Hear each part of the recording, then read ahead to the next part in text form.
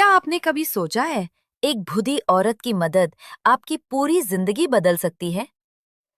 उस सुबह शहर कुछ ज्यादा ही बेरहम लग रहा था। सड़क पर गाड़ियों की कतारें थी, महंगी कारें, शीशों के पीछे बैठे लोग। सबको बस अपनी मंजिल से मतलब था। हॉर्न ऐसे बज रहे थे जैसे किसी की जिंदगी से ज्यादा जरूरी उनकी देरी हो। उसी सड़क के किनारे एक बूढ़ी औरत धीरे धीरे चल रही थी। सफेद साड़ी, कांपते हाथ, झुकी कमर। शायद उम्र ने उससे सब कुछ छीन लिया था, ताकत भी, भरोसा भी। वो सड़क पार करना चाहती थी, लेकिन जैसे ही उसने एक कदम आगे बढ़ाया, उसका पैर फिसला और वो सड़क पर गिर पड़ी। एक पल के लिए सब कुछ थम गया, और फिर वही हुआ जो अक्सर होता है। कोई रुका नहीं, कोई उतरा नहीं, बस हॉर्न। अरे हटाओ इसे, ट्रैफिक जाम हो जाएगा। कहाँ से आ जाते हैं ऐसे लोग? महंगी गाड़ियों के अंदर बैठे लोग शीशे चढ़ाकर आगे बढ़ते गए, लेकिन उसी ट्रैफिक में एक साधारण सी कार भी खड़ी थी। उस कार में बैठा था एक लड़का। नाम था आरव। आरव आज बहुत परेशान था। आज उसका इंटरव्यू था, एक अच्छी नौकरी, जिसके लिए उसने महीनों मेहनत की थी। वक्त कम था, बहुत कम। आरव ने सामने देखा। वो बूढ़ी औरत अभी भी सड़क पर गिरी हुई थी। लोग हॉर्न बजा रहे थे, लेकिन किसी के दिल में इंसानियत नहीं थी। आरव के मन में एक पल के लिए ख्याल आया, अगर मैं रुका तो देर हो जाएगी। लेकिन उसी पल उसे अपनी माँ की बात याद आ गई। बेटा, अगर कभी रास्ते में कोई गिरा दिखे तो समझ लेना, ईश्वर ने तुम्हें रोका है। आरव ने दरवाजा खोला। लोग चिल्लाने लगे, पागल है क्या? अपनी नौकरी डुबो देगा।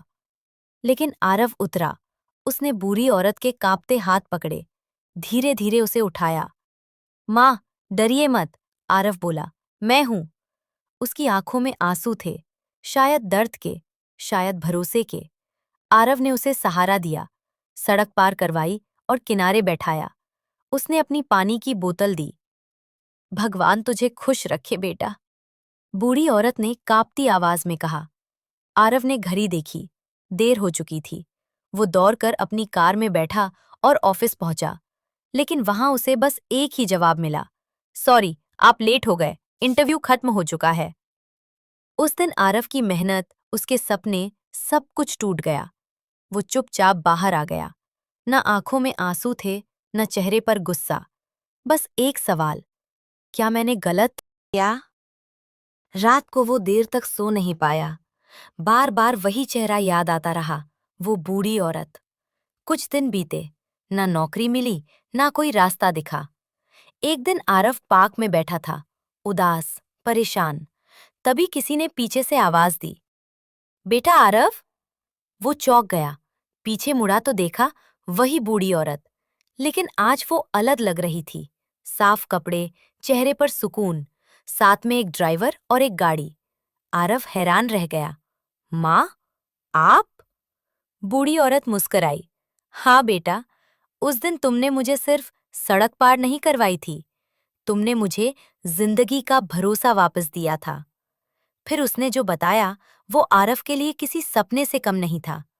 वो बूढ़ी औरत कोई आम भिखारिन नहीं थी। उसका नाम था शांति देवी। कभी वो शहर की जानी मानी कारोबारी थी, लेकिन अपने ही रिश्तेदारों के धोखे से सब कुछ खो बैठी थी।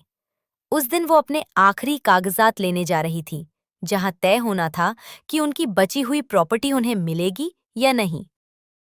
अगर उस दिन मैं गिरकर उठ नहीं पाती, शांति देवी बोली, तो शायद मैं आज जिंदा भी न होती। उन्होंने आरव को अपने घर बुलाया। वहां उन्होंने आरव को एक ऑफर दिया, मैं चाहती हूं तुम मेरे साथ काम करो, नौकरी नहीं, बिजनेस पार्टनर बनकर। आरव को यकीन नहीं हुआ। शांति देवी ने अपनी बची हुई पूंजी से एक छोटा सा बिजनेस शुरू किया, लोकल प्रोडक्ट्स, ईमानदारी और मेहनत के साथ। आरव ने दिन रात एक कर दिया, कोई शॉर्टकट नहीं, कोई झूठ नहीं।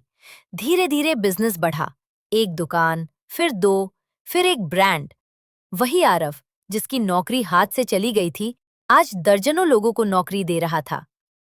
एक दिन शांति देवी ने कहा, बेटा, याद है वो नौकरी? आरव मुस्कुरा दिया।